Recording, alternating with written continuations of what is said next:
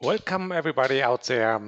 Today to our next webinar here at JFD Brokers. A warm welcome in the name of JFD Brokers as well, as always. And you see temperature is quite high here. So if you see carefully to my screen, then you can see 29 degrees still out. But anyhow, I think it's as for you, it's as warm as here. Maybe we have people from really weird countries outside, or not weird, but at least very far away. But I don't know exactly. Anyhow, today is 16th of August 2018. Yeah, it's 7 o'clock, usual time for those kind of webinars. And my name is Stefan Friedrichowski, and just call me Stefan. Whenever you get in touch with me here in the chat, in via email, whatever, just call me Stefan. That's fair enough. And you see already my email address written on the first page. It's s.friedrichowski@jfdbrokers.com. Later you will see that we will have quite a couple of Excel sheets once again. So if you want to receive those, just send me an email and I will make sure that you will get them. The other, let's call it announcement, is as simple as usual as well. You can already download all the slides of today's webinar via the GoToWebinar control panel. Then you have the slides as a PDF document. Title today, the deviation from randomness is our trading chance. I can promise you that finally we will find real edges for our trading activities. But you know me, I will clearly derive them, and it's not just to throw out what are the observations and what are the edges. No, it's always a question how to derive those edges, and I just want to share those ideas with you and even how to do it by your own. Therefore, the opportunity that you have those Excel sheets from me as well.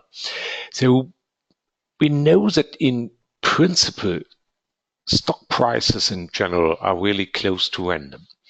If they would be completely random, then we can stop trading.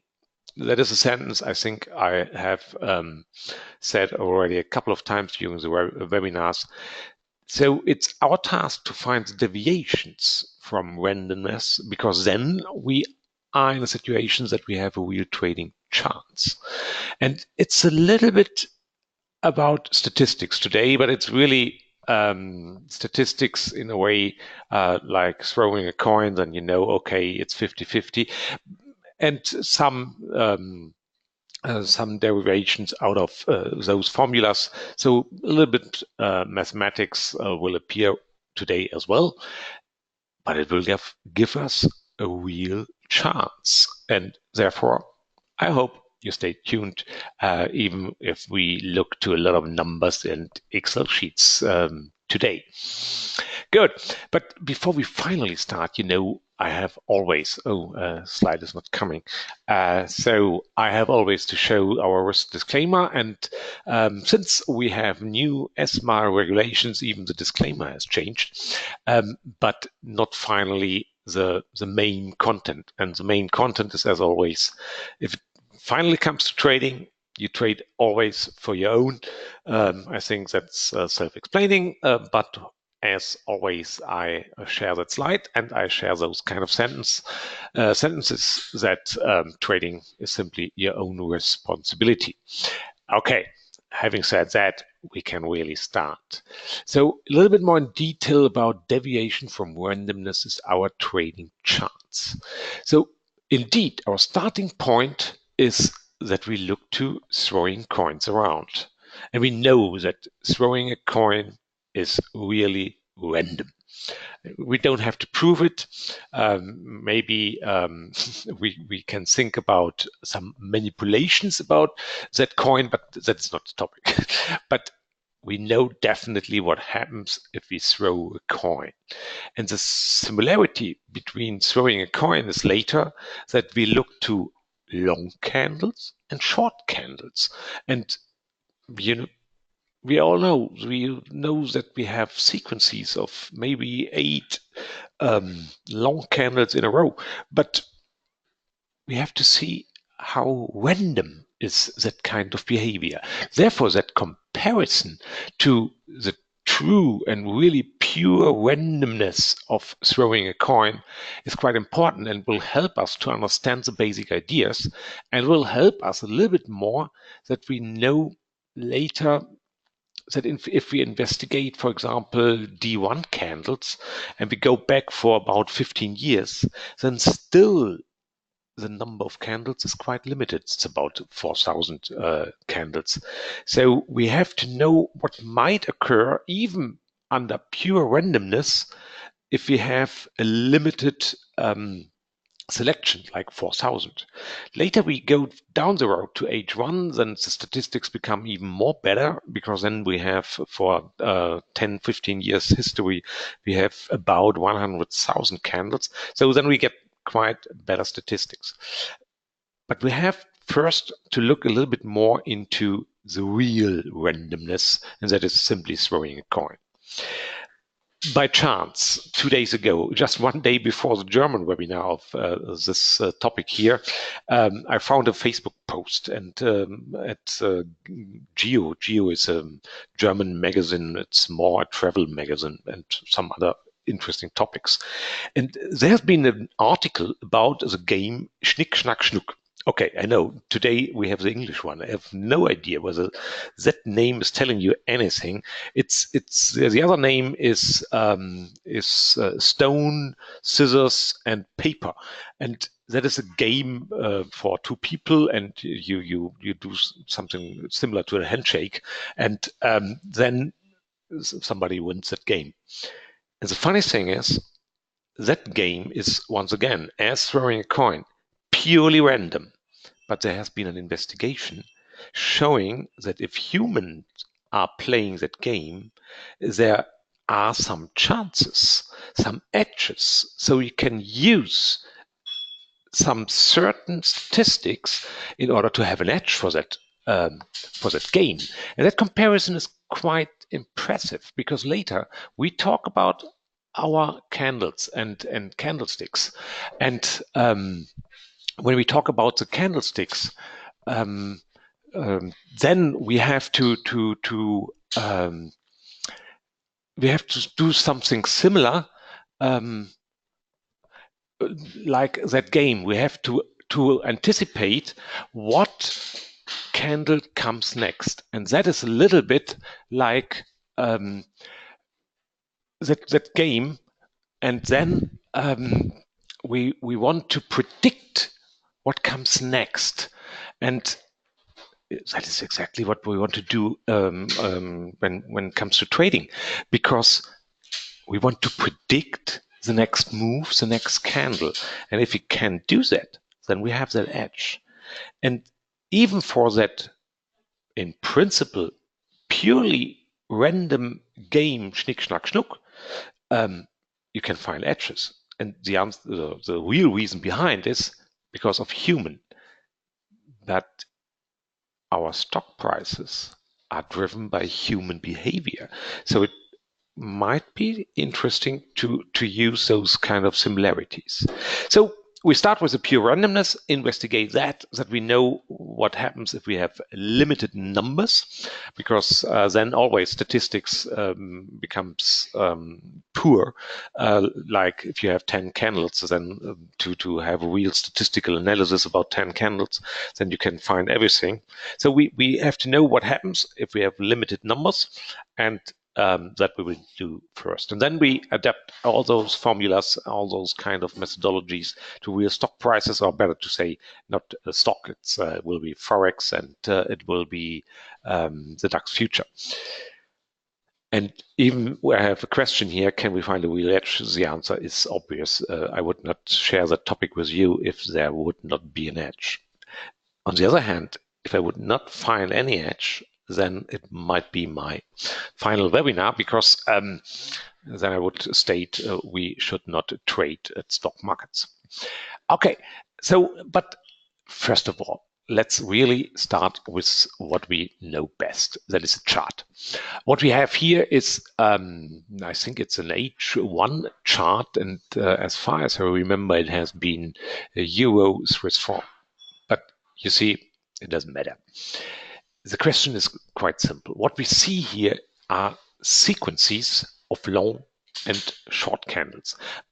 During the complete webinar, I will never talk about the size of those candles. If I would go into that detail as well, then it would be even more complicated to get those statistics that clear, because then we would suffer from the limited numbers once again. But it will be enough that we just talk about long and short candles. So, you know, those green candles are long candles and the red one are short candles. And we have those long sequences, which I later will call pure sequences, like 1, 2, 3, 4, 8. No, that was wrong numbering. 1, 2, 3, 4, 5, 6, 7.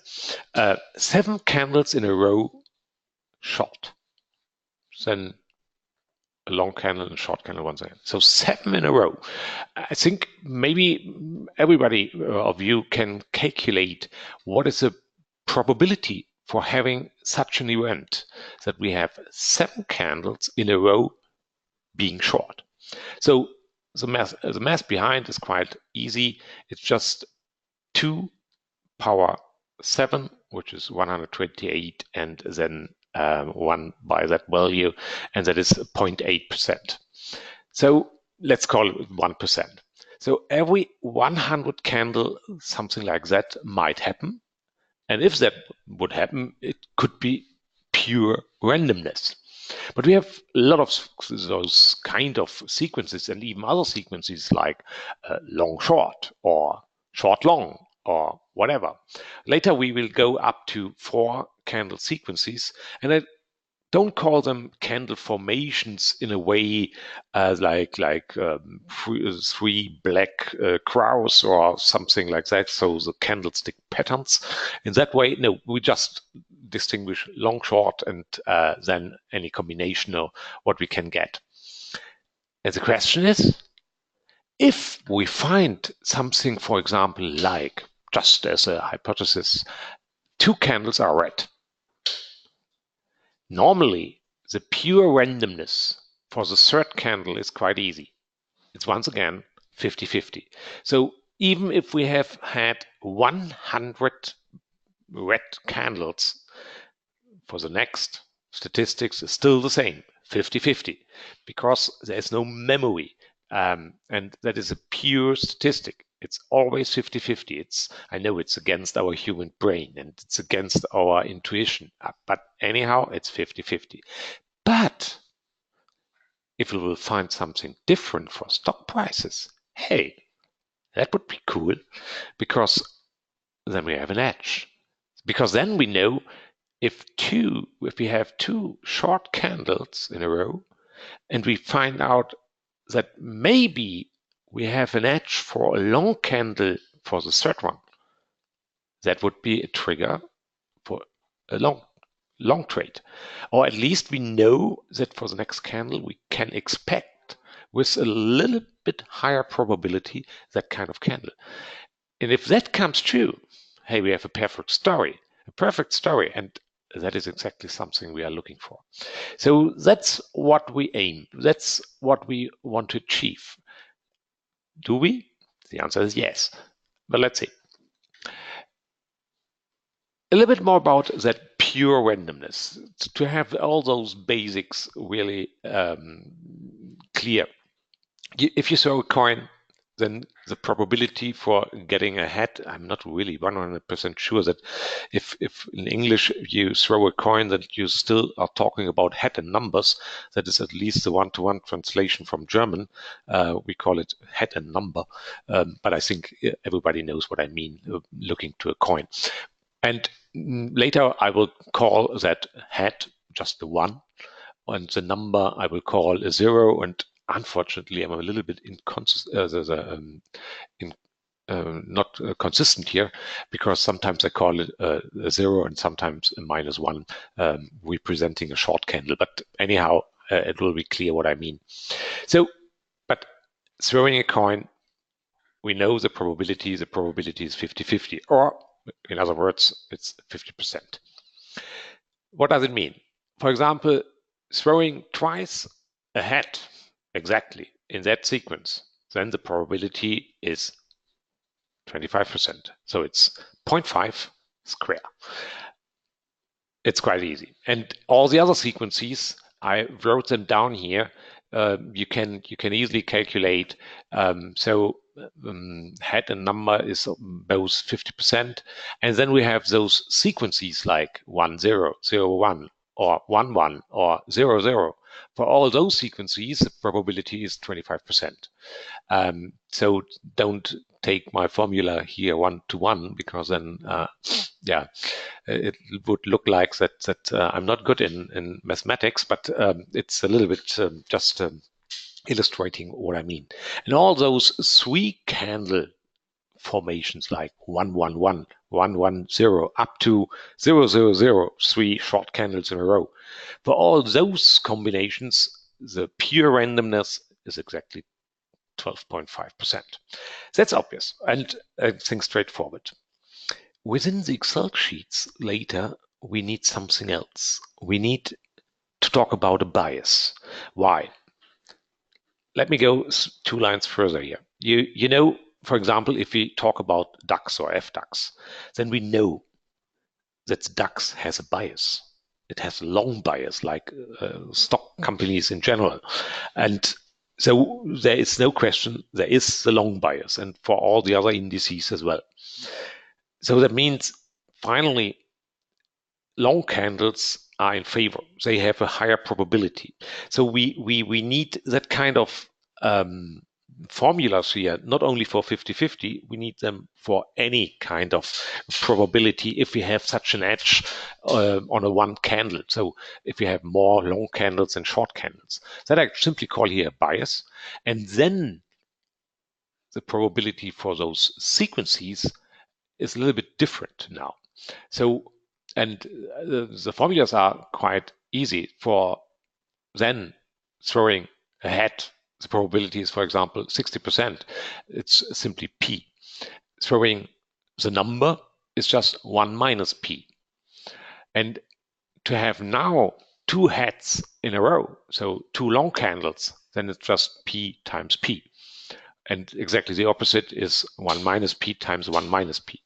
So I think it's obvious how that is calculated, and we need that kind of calculation, because if our symbol, our underlying, which we want to investigate, then that might have a bias, and if so, then we can calculate that bias, and then we can translate that into a bias for special sequences. Good. But as I mentioned, a little bit off the record, so to say. So now we go for that game Schnick, Schnack, Schnuck, because it's a little bit illustrating if something is dominated by human, then even such a pure random-driven game like that Schnick, Schnack, Schnuck is getting predictable, at least for humans, not for so playing against a human, not playing against a computer. Then we still have the 50-50 probability, and that is, analysis has not been done by myself.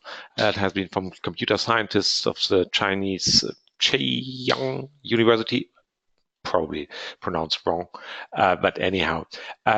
And now that, I will switch to that document. I know it's in German, but just I will translate the findings. So once again, if you see now here the picture, then you might recall that kind of game even in other countries, I hope at least, like scissor against representing a stone. So a feast is a stone. And in this case, the stone wins that game. So for that guy, it would be a 1. And the third element is paper, and paper wins against the stone because it's wrapping up the stone, and the scissor wins against the paper because it can cut that. And now the statistical observations of human playing that game are the followings. The first is, if a man, a boy, is playing that game, he has a bias for stones. So if you are playing against a man, you should use more often the paper, because men have a tendency to that hard stone. You see why maybe there's a reason behind. Or the next rule here, the next finding is that winners try or often go for the same symbols. So if they have luck with their choice, then they use the same symbol for the next trial. And on the other hand, if somebody loses, then he uses opposite elements. Or another observation is that beginners of that game, so unexperienced people, they have a tendency to don't use the same symbol twice. Okay, that's good, because that cuts down my selection. Because if I know last round somebody chooses scissors, okay, I know most probably next not, and so on. And if you know those edges, then you can finally win that game. You know how that adapts to trading. If we find something similar and it's human driven, so to say, hey, that's cool, then we have something for our trading activities. So therefore, I just want to share with you even the German article. I know maybe the one or the other could understand it, and the link is still here and in the PDF document. So then finally we can use Google Translator, for example. So when we want to start now, we first go for the pure randomness, because we need some numbers. We need to get a feeling of deviations, even if we have pure randomness. So that's our first task. So because later we want to see deviations from that randomness, but they have to be significant. And that question, that statistical question, is something statistical significant, is hard to judge. It's really a nightmare in most cases. And you can calculate a lot for that, but we do it practically just with an Excel sheet, and then we get a feeling what it means to have deviations from randomness. So let's start. So we go for Excel, and let's start with something which we later use for D1 candles. So let me first zoom a little bit more in, that you can understand that Excel sheet. And all the other Excel sheets have the exact same content. And let me first put the picture a little bit away, that you see what I have done here. And first of all, that we have here something which sounds like date and time is only because it stems from other Excel sheets. What I have done here is I put random numbers. Those random numbers are between 0 and 1, and that can be done in Excel straightforward. And I have here close to 4,000 random numbers. And then I have a threshold. That threshold is 0.5. And if the number is above 0.5, then it's a -1, later representing a short candle. And if the random number is below the threshold, then it's illustrating this long behavior. Then it gets here a +1. And now I have investigated for specific candle sequences. Let's have a look. So within that P1, I look for long candles, so to say. Okay, if my candle is a long candle and P1 is a single candle formation, so it's only one candle, then it's a 1. Okay, and if not, it's a 0. The same I do for short candles, representing here named by P minus 1. Okay, same, now we look for minus 1s. And now it gets more interesting. Here, P11, I'm looking for long sequences. Do we have it? Here. You see, here we have a long sequence, and then it's illustrated here by that 1. And then later we count all those formations. And we go for a P minus 1, which means, okay, the 2 candles in a row both have to be short candles, and so on and so forth. You can imagine what P111 means, and so on and so forth. But now let's do the statistics. You see, what I've done is I have count all those P1 occurrences and the P minus 1 occurrences and so on. And then I get a probability. And in this case here, okay, I'm because the threshold is at 50%, it's not a big deal that my P1 candles are close to that. So it's close to 50%. But the let's call it the should value and the is value.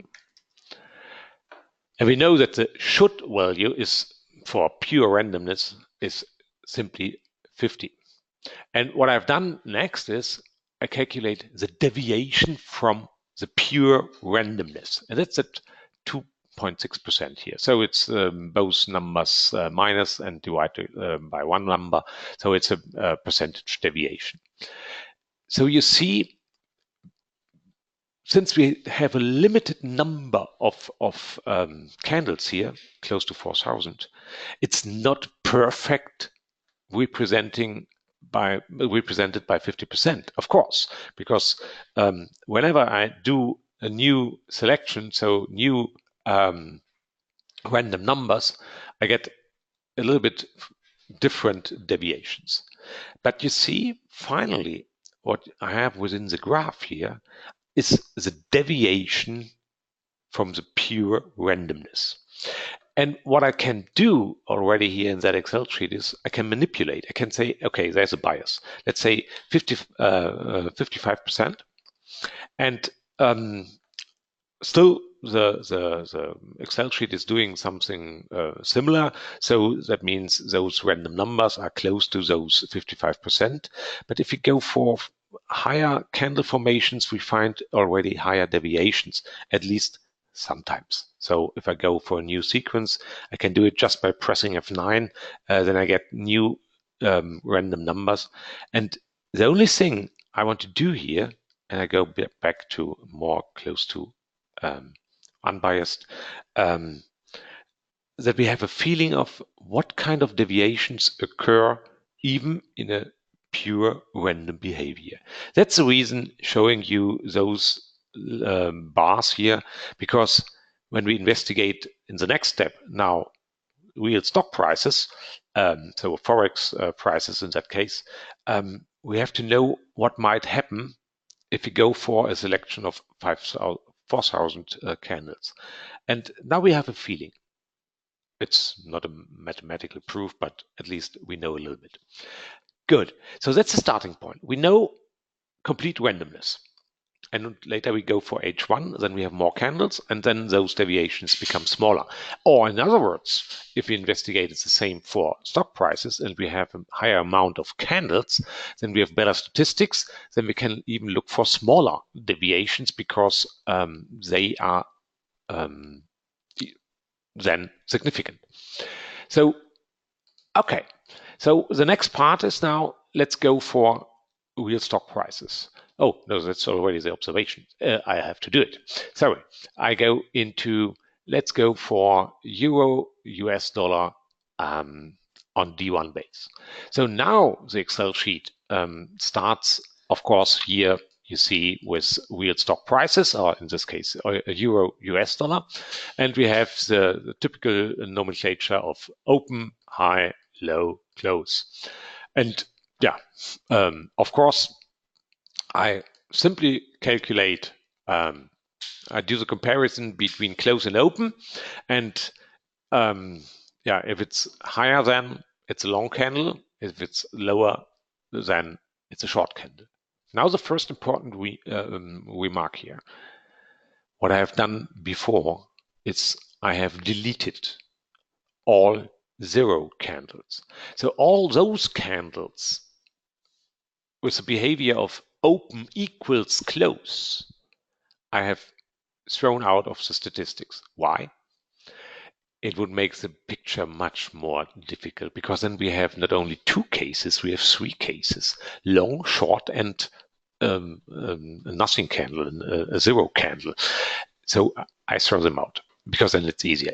They are not that many, really, but the statistics is easier in that way.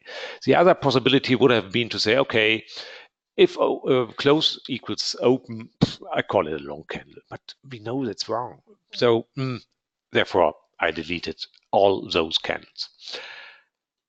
But the next step here is exactly the same what we did previous. So with the pure randomness. So let's first have a look here to, we have already a deviation from randomness for long candle and short candle. So even for euro US dollar, we have a small 1%, it's not really significant, long bias. When we later go to the FDAX, then it's 3%, so 53. It's not that huge, but there is already a significant bias. Of course, if we have a little bit more long candles, then we have to have a little bit less short candles. And for those should values, we use as what we can expect for 1-1 candle. So for 1-1 formations, long formations, that is calculated directly out of the percentage of long candles. So you set P square, exactly what is written here. But now let's first look to the complete picture here. So that is, we see we have some specific candle formations which have really deviations from what we would expect from pure randomness. So let me turn back to our real random. Okay, it looks like this one here. And euro US dollar looks like this. So, okay, let's have a look. Bar number 3. Bar number 3 is long. And bar number 4 is short. So what does it mean? So if you have a deviation to the minus here in this case, so the observation is that long candle formations are a little bit too rare, too seldom, not that often as they should be. And of course, that means we have a higher probability to find long short or short long. Okay, that's already telling us something. Those long sequences are a little bit represented here. And even those other deviations are interesting as well. 7, 8, 1, 2, 3, 4, 7, 8 here is a 1, 1, 1 and -1, -1, -1. So long, short. Same observation. The occurrence of those pure sequences, later I will call them pure sequences, like always long or always short, we have too less of them. And finally, for here, the 4 sequence, I've only investigated the pure 4 sequences here. Same picture, too less. That's interesting. So that's already a deviation from randomness. Later I will show that this is a real edge. Okay, that's euro US dollar. Let's look for something else, another underlying. And let's look what we can find there. Good, let's do it.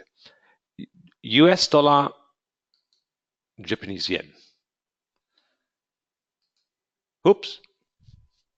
You might think, is it the same picture like euro US dollar? Answer, not the same, but quite similar. Let me jump back to euro US dollar. Okay, it's not really the same, but quite similar.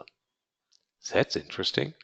So once again, we have, and the scale is always the same, by the way. It's always minus 25% up to plus 25%. That's interesting. Those pure sequences are too rare. Not that often as expected statistically. That's interesting. So same observation for two underlyings. Good. Next one. Let's go for something totally different. Australian dollar, Canadian dollar. Where's the D1? There. Here we go. Okay, it's not exactly the same. It's a little bit different now, but we have a tendency for the same. So you see, it's not that well pronounced.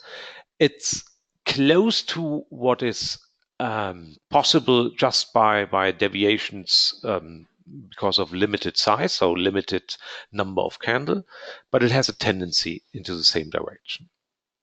Let's go for Euro Japanese yen. And now first time, no, that's not Euro Japanese yen D1. That's what we want to have here. Okay, now we have something really different. Euro Japanese yen is behaving for that kind of analysis, purely random. Honestly, that would have not been my expectation. I would have expected that especially Euro Japanese yen would show up more deviations. But an analysis is an analysis, so there are the facts. So I have an intuition about that, but I have been wrong. So that is what I would expect for pure random behavior. It's similar to the Excel sheet with really throwing coins. So for that kind of underlying Euro Japanese yen, we don't have an edge on D1. You might think that if I say already for D1, the story might become different for H1. But finally, I promised to have a look for DAX as well. So here's a DAX, not that well pronounced. There are some tendencies. 3 and 4 is minus, 8 and 9 is minus, and 16, that is 4 short candles in a row, is a little bit too rare in comparison to random, and that bias is already corrected here. So everything is done bias corrected. So we know we have 53% of long candles since we are looking for DAX, and of course the DAX has a long bias. So that candle is that bar here is interesting, that we have sequences like minus, minus, minus, minus. Then that candle is underrepresented, at least a little bit. So we can draw our first conclusions here, and our conclusions for D1. And I can already promise you H1 is even more interesting. So let's go for observations. So we can draw our conclusions. So for Euro, US dollar, Japanese yen, Australian dollar, Canadian dollar, we have for those pure sequences, we know they are a little bit too rare. What does it mean? Once again, that would mean if I would see, for example, 2 long candles in a chart, then the probability to have a short candle being next is higher than 50-50. Now, exactly that comes true. What is maybe our principal intuition that after 100 times long, there must be a short candle next. But now it's proven, it's derived statistically, and that is interesting. So Euro Japanese yen is really quite random. And the FDAX is a little bit similar to Euro US dollar, but not that well pronounced. But let's go for H1. First, once again, the pure coin statistic. And the only thing I want to, why I show you, now we have here close to 100,000 candles. So that means we have close to, or it's close to 90,000 candles. The only thing I want to show you here is that the deviations, because of the limitation of having 90,000 candles, those deviations now become much smaller. You see those small bars here, and even if I get new random numbers, always those bars are really small. So we can even look now for smaller deviations being significant. Let's start once again with with Euro US dollar. And it's this picture. Strange, isn't it? It's the same picture, more or less, than the D1 of Euro US dollar. Strange. I have no real explanation, but I don't care. I have an observation. I have an, let's go a little bit, this one. So once again, those pure sequences have a tendency of being too rare, too seldom. Interesting. So we have the same kind of observation on D1 as on H1. Pure candle sequences do not happen random. So they are deviations. And always deviations are our chance for trading. Okay, now let's jump to some other underlyings here as well. So that's H1 for Euro US dollar.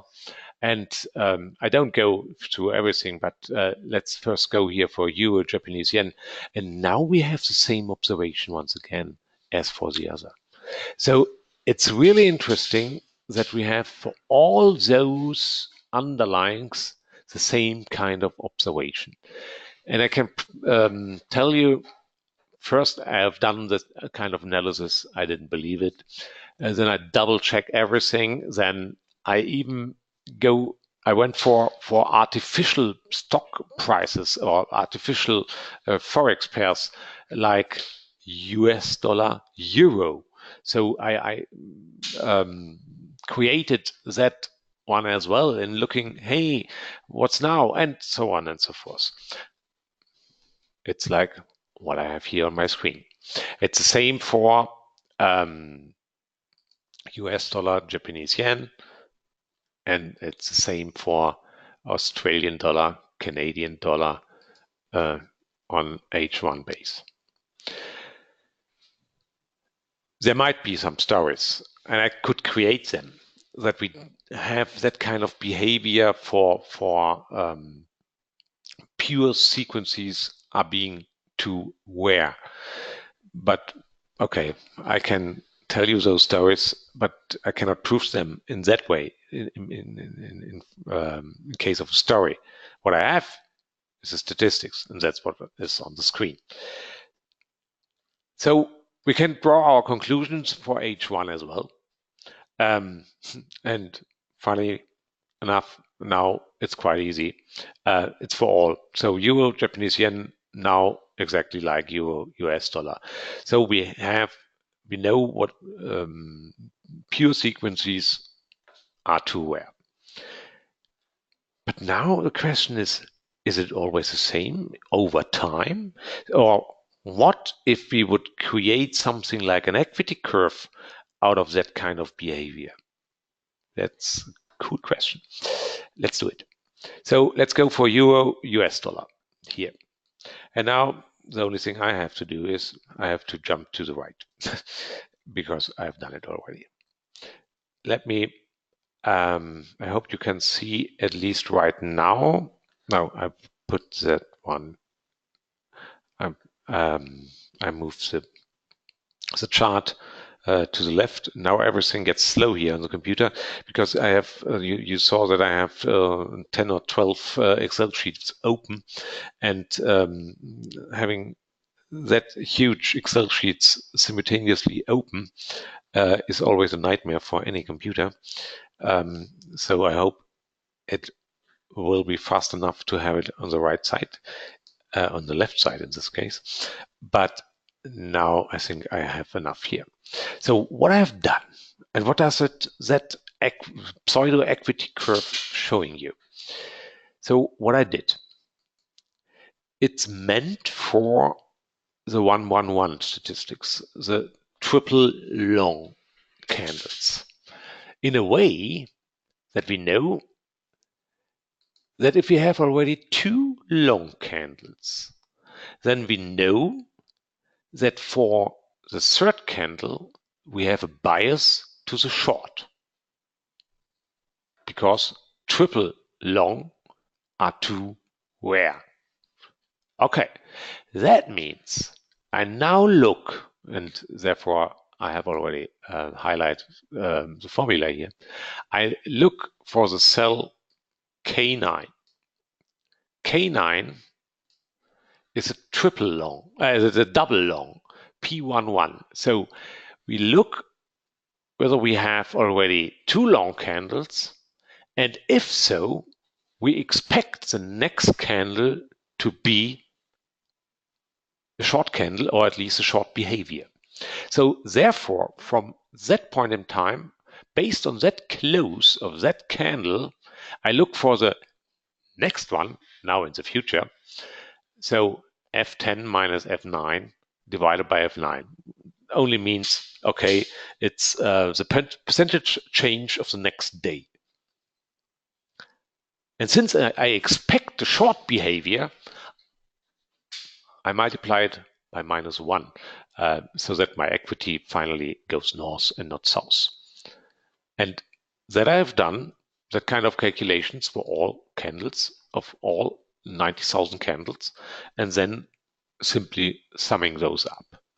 And that's what you find here. And that is one example. I can do the same for other as well. So I can change my investigation, for example, to I look now for for double short. That's the next one. K now gets an L. And if we have a double short, then we would expect next a long. Okay, so no minus anymore. So that's the new formula. And now we think that after 2 short candles, the next one should have a bias to the long. Okay, now let's copy that formula down here, and I hope it's doing it. Yes, now we have a new equity. Perfect. That's good. So we have a real statistical edge. Because I'm honest with you here. That is an edge. If we would just trade exactly that kind of expectation, trading means we have to include costs like spread, commission. I can tell you it's not enough. It's not already enough for a mechanical system which is purely doing what we have in that Excel sheet. Just open long candle, a long trade after 2 short candles, and so on. It would not be profitable, but only because of the costs, not because the edge is there. So we need additional elements in order to create a real profitable trading strategy. But the good thing is we know what we can do. We know that we can work with stop losses, with take profits. We can maybe use risk reward ratios bigger than one, smaller than one, and really create trades out of that idea. Because the edge is already there. That's clearly visible with that chart going north. That we know. So we need one step further. That's not for today's webinar, but we have already an edge.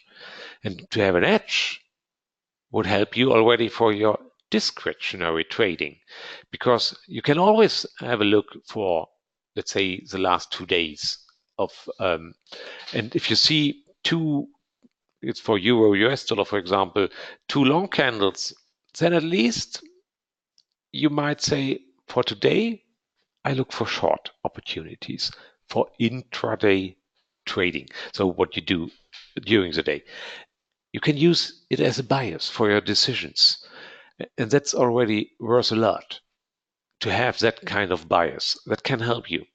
And it's quite easy to get those rules. That kind of statistics you can do by your own now.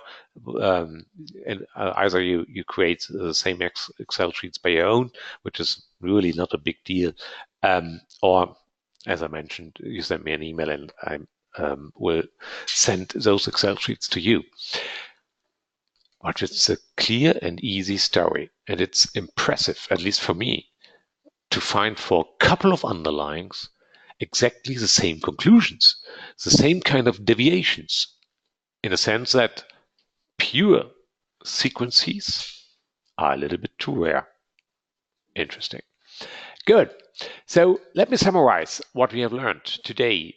I know it's a little bit more statistics today, and not directly the new brilliant trading strategy, but it's showing you that it's not that difficult to come to conclusions with a small exercise in Excel, for example. So we know now that our stock prices, stock means here Forex as well, do not behave like pure randomness. That's very good to know, because otherwise we would have no chance in trading, because nobody can beat the pure randomness. So therefore it's good to know that. And we can find edges for, and I've not done it for the complete universe of underlyings, but it's quite easy to get those, to derive those edges for different underlyings and different time frames. And sometimes we have even the same conclusions for different time frames and different underlyings, which is really a cool story. Is that already a mechanical trading strategy, like that you can just follow it? No, because the cost will take the profit, or will eat the profits. But we have an edge. That's already worth a lot. We will later include stop loss, take profits, and of course the costs, and then we will create real trading strategies out of that story, out of that methodology or starting point, but something for the next webinars. But you might use already that kind of information, and for your typical underlyings, maybe you are a gold trader or an oil trader. Do the same job for your underlyings in order to have some specific edge for your next day trading decision, even intraday. Why not? Give it a chance. And it's easy to do. So if you want, you can have those Excel sheets, the slides. Just send me an email. You know my contact address here, s.friedrichowski@JFT Brokers. And you see, it was a little bit mathematics, but it was worth to do because we have an edge. And to have an edge is a key for trading. That's for today. I hope you found it interesting. Stay tuned for next one in 2 weeks. Then we talk about JFT Invest strategies. That will be interesting as well. You will see. Okay. I think I wish you really a pleasant evening, and hopefully see you again in 2 weeks. Bye bye.